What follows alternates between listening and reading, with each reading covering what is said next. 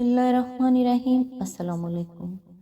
बिन मांगे ही मिल जाए तो कैसे यकीन होगा कि तुम्हारा रब दुआओं का बहुत सुनने वाला है। तकलीफ़ों से गुजरे बगैर कैसे पता चलेगा कि तुम्हारा रब मुश्किल कुशा है। अगर सब तुम्हारे साथ रहेंगे तो कैसे पता चलेगा कि अल्लाह के सिवा कोई अपना नहीं होता। नामुमकिन की तलब अगर तुम्हें नहीं दी जाएगी और तुम नामुमकिन समझकर मांगना ही छोड़ दोगे तो कैसे पता चलेगा कि अल्लाह मुझे करने पर कादिर है। तुम इंसान हो, इस काबिल नहीं हो कि उसकी मसलहतों को समझ सको। तुम हर हाल में उस पर यकीन रखा करो। तुम्हारा रब वही है जिसने समंदर के बीच से मूसा के लिए रास्ता निकाला था, इब्राहिम को आग और यूनुस को मछली के पेट में महफूज रखा था।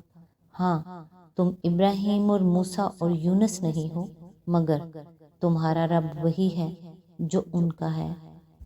आज इंशाल्लाह सूरत ताहा की आयत नंबर 80 से स्टार्ट करेंगे। इसका तर्जुमा और तफसीर तफहीमुल कुरान से बयान करूँगी जो अहले सुन्नत जमात के लिए है। औज़ु बिल्लाहि मिनश शैतानिर रजीम। बिस्मिल्लाहिर्रहमानिर्रहीम। ए बनी इसराइल, हमने तुमको तुम्हारे दुश्मन से निजात दी और तूर के दाएं जानिब तुम्हारी हाजिरी के लिए वक्त मुकर्रर किया और तुम पर मनो सलवा उतारा। इसकी तफसीर है, समंदर को अबूर करने से लेकर कोहे सीना के दामन में पहुंचने तक की दास्तान बीच में छोड़ दी गई है। उसकी तफसीलात सूरह राफ रुकू 16 और 17 में गुजर चुकी हैं और वहाँ ये भी गुजर चुका है कि मिस्र से निकलते ही बनी इसराइल जजीरा नुमा सीना के एक मंदिर को देखकर अपने लिए एक बनावटी खुदा मांग बैठे थे। तफहीमुल कुरान जिल्द दोम आला राफ हाशिया नंबर 98। यानी तूर के मशरकी दामन में सूरह बकरा रुकू 6 और सूरह राफ रुकू 17 में बयान किया गया है कि अल्लाह ताला ने बनी इसराइल को शरीयत का हदायतनामा अता करने के लिए 40 दिन की मियाद मुकर्रर की थी, जिसके बाद हज़रत मूसा अलैहिस्सलाम को पत्थर की तख्तियों पर लिखे हुए अहकाम अता किए गए। मनो सलवा की तफसील के लिए मुलाहिज़ा व तफहीमुल कुरान जिल्द अव्वल अल बकरा हाशिया नंबर 73 अला राफ।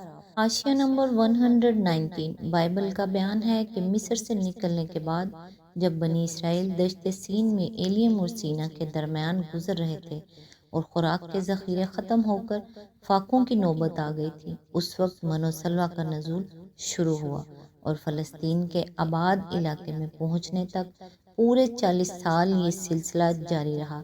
खरूज बाब 16, गिनती बाब 11 आयत नंबर 7 और 9, यशु बाब 5 आयत नंबर 12। किताब खरूज में मनो सलवा की ये कैफियत बयान की गई है और यूँ हुआ कि शाम को इतनी भीड़ें आईं कि उनके खैमागाह को ढांक लिया और सुबह को खैमागाह के आसपास ओस पड़ी हुई थी और जब वो ओस जो पड़ी थी सूख गई तो क्या देखते हैं कि बियाबान में एक छोटी छोटी गोल गोल चीज़ ऐसी छोटी जैसे पाले के दाने होते हैं ज़मीन पर पड़ी है। बनी इसराइल इसे देखकर आपस में कहने लगे मन, क्योंकि वो नहीं जानते थे कि वो क्या है। बाब 16 आयत 13 एंड 15। और बनी इसराइल ने इसका नाम मन रखा और वो धनिये के बीज की तरह सफ़ेद और उसका मज़ा शहद के बने हुए पोए की तरह था। आयत नंबर 31। गिनती में इसकी मज़ीद तशरीह मिलती है, लोग इधर उधर जाकर इसे जमा करते और इसे चक्की में पीसते या ओखली में कूट लेते थे, फिर इसे हांडियों में उबालकर रोटियां बनाते थे। इसका मज़ा ताज़ा तेल का सा था और रात को जब लश्करगाह में ओस पड़ती तो उसके साथ मन भी गिरता था। बाब 11 आयत 8 और 9। ये भी एक मौजज़ा था क्योंकि 40 बरस बाद जब बनी इसराइल के लिए खुराक के फितरी ज़राए बहम पहुँच गए तो ये सिलसिला बंद कर दिया गया। अब ना उस इलाके में बटेरों की वो कसरत है, न मन ही कहीं पाया जाता है। तलाश और जुस्तजू करने वालों ने उन इलाकों को छान मारा है जहां बाइबल के बयान के मुताबिक बनी इसराइल ने 40 साल तक दश्त नवर्दी की थी। मन उनको कहीं न मिला। अलबत्ता कारोबारी लोग खरीदारों को बेवकूफ़ बनाने के लिए मन का हलवा ज़रूर बेचते फिरते हैं। आयत नंबर 81। کھاؤ ہمارا دیا ہوا پاک رزق اور اسے کھا کر سرکشی نہ کرو ورنہ تم پر میرا غضب ٹوٹ پڑے گا، اور جس پر میرا غضب ٹوٹا وہ پھر گر کر ہی رہا۔ آیت نمبر 82، البتہ جو توبہ کر لے اور ایمان لے آئے اور نیک عمل کرے پھر سیدھا چلتا رہے، اس کے لیے میں بہت درگزر کرنے والا ہوں۔ اس کی تفسیر ہے یعنی مغفرت کے لیے 4 شرطیں ہیں۔ اول توبہ یعنی سرکشی و نافرمانی یا شرک و کفر سے باز آ جانا۔ دوسرے ایمان یعنی اللہ اور رسول اور کتاب اور آخرت کو صدقہ دل سے مان لینا۔ تیسرے عمل صالحہ یعنی اللہ اور رسول کے ہدایت کے مطابق نیک عمل کرنا۔ چوتھے اہتداء یعنی راہ راست پر ثابت قدم رہنا اور پھر غلط راستے پر نہ جا پڑنا۔ آیت نمبر 83، اور کیا چیز تمہیں اپنی قوم سے پہلے لے آئی اے موسیٰ؟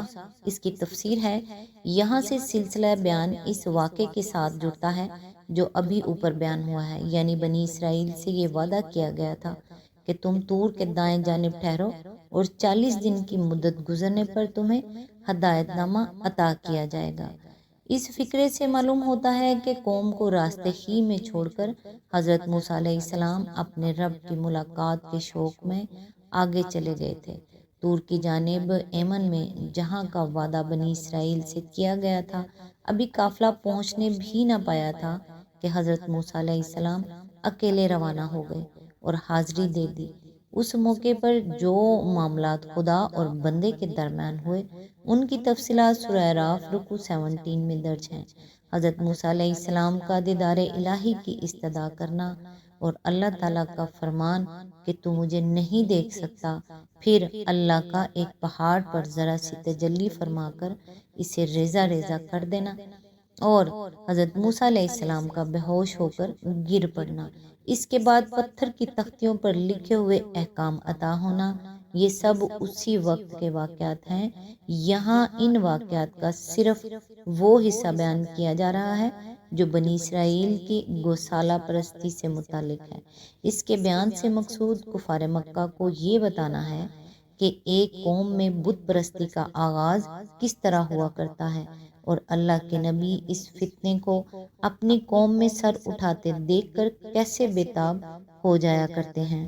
آیت نمبر 84، اس نے عرض کیا وہ بس میرے پیچھے آ ہی رہے ہیں، میں جلدی کر کے تیرے حضور آ گیا ہوں اے میرے رب تاکہ تو مجھ سے خوش ہو جائے۔ آج تک کے لیے بس اتنا ہی، نیکسٹ انشاءاللہ آیت نمبر 85 سے سٹارٹ کریں گے۔ تب تک کے لیے دعاؤں میں یاد رکھیے گا۔ اللہ حافظ۔